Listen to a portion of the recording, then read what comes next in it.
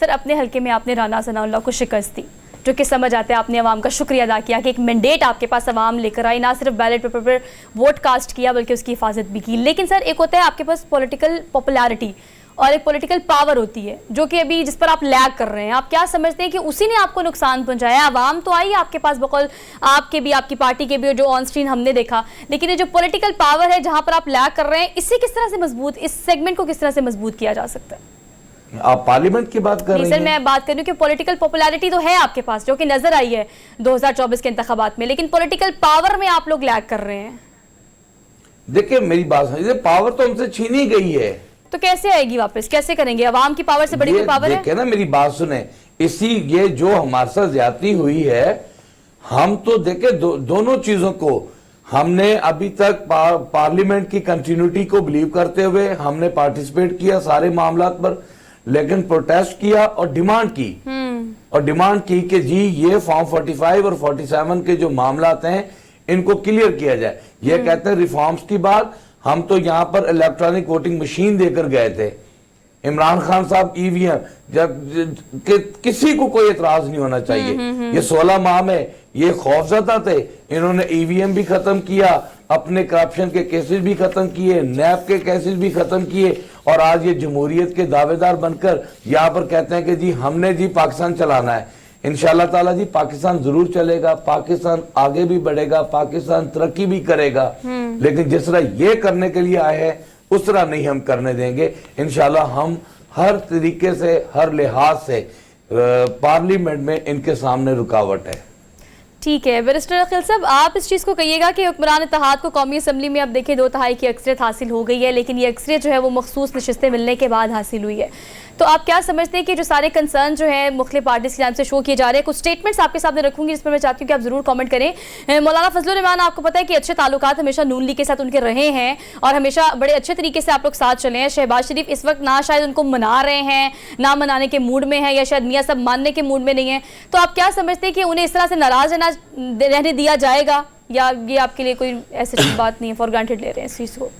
نہیں، ہم for granted نہیں لے رہے، ہم نے تمام تر سیاسی جماعتوں کو ساتھ لے کے چلنے کا دیا بھی تھا اور چل بھی رہے ہیں۔ آپ نے دیکھا ہوگا قائد میاں محمد نواز شریف صاحب مولانا صاحب کے گھر بھی گئے اور ملاقات بھی کی، اور بڑی خوشائن ملاقات تھی وزیر اعظم کے انتخاب سے پہلے، لیکن مولانا صاحب کا اپنا موقف ہے اور اپنا ایک ان کا ڈیسیجن ہے، کسی کو فورس نہیں کیا جا سکتا، آپ ان کو قائل ضرور کر سکتے ہیں۔ یہاں پہ ڈاکٹر صاحب نے بات کی، ڈاکٹر صاحب کو میں تھوڑی سی گوش گزار کر دوں، بات کہ 2018 میں کچھ سے زیادہ ریزرویشن ہماری تھیں ان تمام تر ایک پولیٹیکل پارٹی کو فاتح قرار دی گئی تھی، اور ان کے 90% فارم 45 آج بھی آپ اخباری تراشی اٹھا کے دیکھ لیں اور اس پہ واضح طور پہ باقی تمام پولیٹیکل پارٹیز یہ کہہ رہی تھیں کہ فارم 45 پہ ایشو ہیں 2018 کے، لیکن ان کا جیسا تیسا بھی مینڈیٹ تھا، جہاں کہاں سے یہ مینڈیٹ لے کے آئے، ہم نے وہ مینڈیٹ قبول کیے اور ان کے ساتھ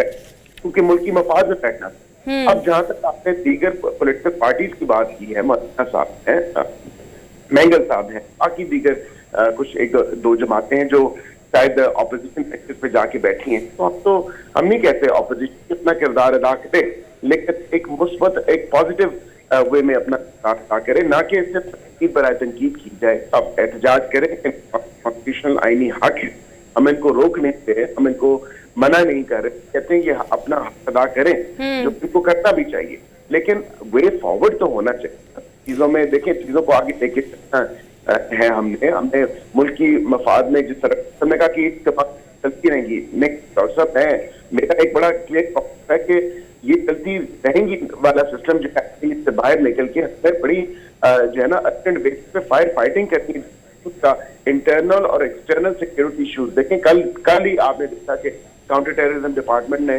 3 غیر ملکی دہشت گرد جو ہے پنڈی کے ایریا سے پکڑا، تو مطلب یہ ہماری ایک ریجنل جو پوزیشن ہے، جو ہم سیکیورٹی ہے، جو ایک جیو پولیٹیکل سارا ہم ہے، اس چیزوں کو بھی ہم نے دیکھنا ہے۔ میں باہر سے اندر سے سیکیورٹی خدشات بھی لاحق ہوتے ہیں وقت پر وقت، ہمیں ان چیزوں کو بھی سارے پاکستانی ہیں اور ہم محب وطن پاکستان کے بارے میں سوچنا، پاکستان کو آگے لے کے چلنا ہے اور پاکستان کو مضبوط کرنا۔ अकील मलिक साहब, ये अप्रोच बहुत अच्छी है, इसको अप्रिशिएट ही किया जा सकता है, लेकिन मैं चाहती हूँ कि लास्टली आप इस चीज़ पर कमेंट ज़रूर करें कि अगर हम मौलाना फजलुर रहमान के मुख्तलिफ स्टेटमेंट्स की बात करें, जिसका जिक्र मैंने पहले भी आपसे किया है, कि इस पर ज़रूर कमेंट करें। बड़े अच्छे टर्म्स रहे हैं नून लीग के साथ उनके, चूँकि अब वो नहीं मान रहे तो ठीक है, उनका अपना एक मौक़िफ़ है, लेकिन आजकल जो उनका मौक़िफ़ है ये कि कुछ दिन पहले आपको पता है जनरल फैज़, जनरल बाजवा का नाम लेके बाकायदा तौर पर उन्होंने कहा था कि वोट ऑफ नो कॉन्फिडेंस इनकी वजह से आई थी, इनके कहने पर आई थी। फिर उसके बाद हमने एक यू टर्न देखा, उसके बाद अब एक बार फिर से कल उन्होंने कुछ स्टेटमेंट्स दिए जिसके मुताबिक वो कहते हैं कि हम किसी किस्म की इंटरवेंशन बर्दाश्त नहीं करेंगे, और वो एस्टेब्लिशमेंट का नाम बार बार ले रहे हैं। तो आप क्या देखते हैं इन चीज़ों को? कभी गुस्से में आ जाते हैं, वो किस चीज़ के गुस्से में, कभी ठंडे हो जाते हैं? I'll be very blunt. मौलाना साहब थे सदारती उम्मीदवार, और मौलाना साहब ने देखा कि हुकूमत सारे मामलात जो है ये इन पार्टी ने आपस में अलाइज कर ली और ये अलाइज हो गए हैं। मौलाना साहब ऑब्वियसली पीपल्स पार्टी से सदर जरदारी साहब का नाम आया, उन्होंने अपने कागजात के नामजदगी जमा करवाए। तो मौलाना साहब को भी आई थिंक मामला फहम होना चाहिए, अंडरस्टैंड करना चाहिए कि 11 सीटों वाली पार्टी या जिसकी 50 से 60 से ऊपर सीटें हैं वो पार्टी उनका सदारती उम्मीदवार आता है। तो ये तमाम तो चीजों को देख के चलना है। वो ज्यादा बड़े एलाए हैं, एलाए तमाम हमारे लिए बराबर हैं, पूरी ट्रेजरी बेंचेस पे तो हमारे साथ बैठेंगे, लेकिन अक्सरियत पे तो देखनी है ना। अब जिसके पास नंबर गेम पूरी है और जो हमें ज्यादा नंबर्स में सपोर्ट कर रहा है तो ऑब्वियसली उनकी ज्यादा बात सुनी जाएगी। तो यहाँ पे मौलाना साहब का शायद ये मौकफ और नेतृत्व की दुरुस्त नहीं है।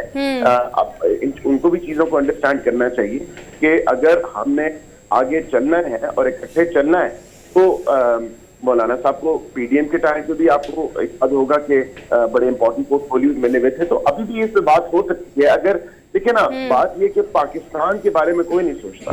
सारे जो एक मेरा बड़ा एक फर्म चांस है कि छोड़े इस चीजों से बाहर निकलें, इसको कौन सा पोर्टफोलियो मिलेगा।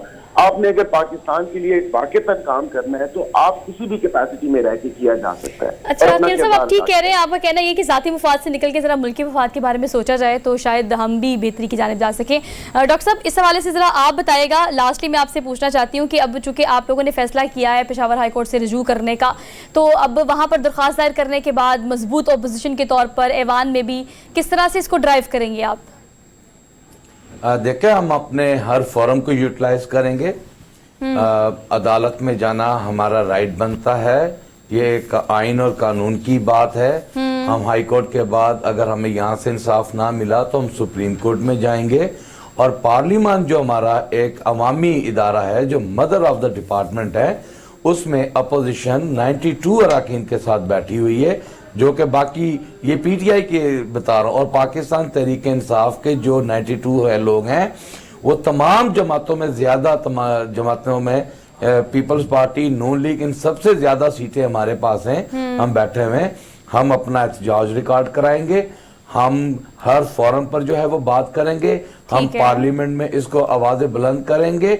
और जो ये कह रहे कि पाकिस्तान का सोचना चाहिए, आए शहबाज शरीफ साहब कदम बढ़ाएं, सोचे पाकिस्तान का, अपने आप से बाहर निकले, आ जाए फॉर्म 47 के ऊपर बैठ के बात कर ले। अच्छा। अपना एहसाब कर ले, अपने से शुरू कर ले और आ जाए। यकीन करे पाकिस्तान आगे देखे कैसे जाता है, ये कोई नहीं करेगा, ये कोई नहीं करेगा, क्योंकि मैं तो कहता हूँ कि अच्छी बात है।